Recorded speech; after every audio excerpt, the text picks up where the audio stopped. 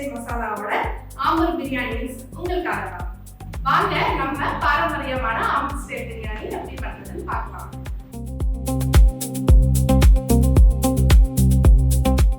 Pan நல்லா சூடாயிடுச்சு. பிரியாணிக்கு தேவையான அளவு எண்ணெய் ஊற்றிக்கலாம். எண்ணெய் நல்லா சூடாயிடுச்சு. இப்போ நம்ம கட் பண்ணி வச்சிருக்க ஆனியன் போட்டுக்கலாம். நான் இன்னைக்கு பெரிய வெங்காயமா 2 கட் பண்ணி வச்சிருக்கேன்.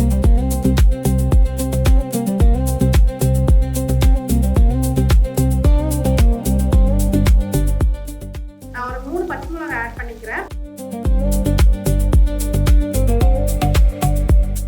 வெங்காயம் நல்லா கலர் வர வரைக்கும் வதங்கட்டும்.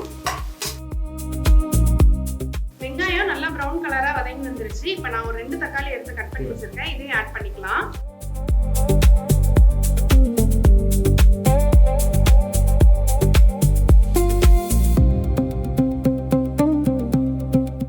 நான் 1/2 கிலோ மட்டன் எடுத்திருக்கேன். மட்டனை நல்லா வாஷ் பண்ணிட்டு மஞ்சத்தூள் உப்பு போட்டு வேக வச்சு எடுத்திருக்கேன். வெங்காயம் தக்காளி நல்லா வதங்கிருச்சு. இப்போ மட்டனை ஆட் பண்ணிக்கலாம்.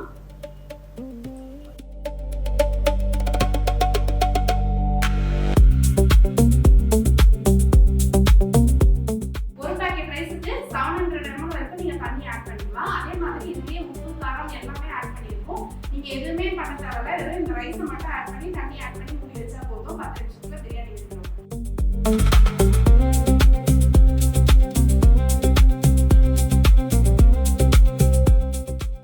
இப்ப நல்லா கலந்து விட்டுக்கலாம். கலந்து விட்டுட்டு ஒரு 10 நிமிஷம் மூடி வச்சிடலாம். மூடி வச்சுட்டா ரைஸ் வெந்து வந்துடும்.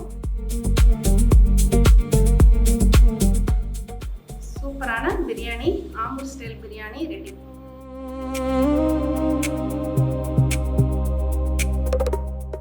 இந்த மாதிரி ரெசிபிஸ் உங்க வீட்லயே ட்ரை பண்ணணும்னு ஆசையா இருந்தா அப்போ நம்ம மதுரை ஹெரிட்டேஜ் மசாலாவோட வெப்சைட் லிங்க்கும் வாட்ஸ்அப் நம்பரும் டிஸ்கிரிப்ஷன்ல கொடுத்திருக்கேன். ட்ரை பண்ணி பார்த்துட்டு எப்படி இருக்குன்றத மறக்காம கமெண்ட் பண்ணுங்க. நாளைக்கு வேற ஒரு வீடியோல பார்ப்போம். பை.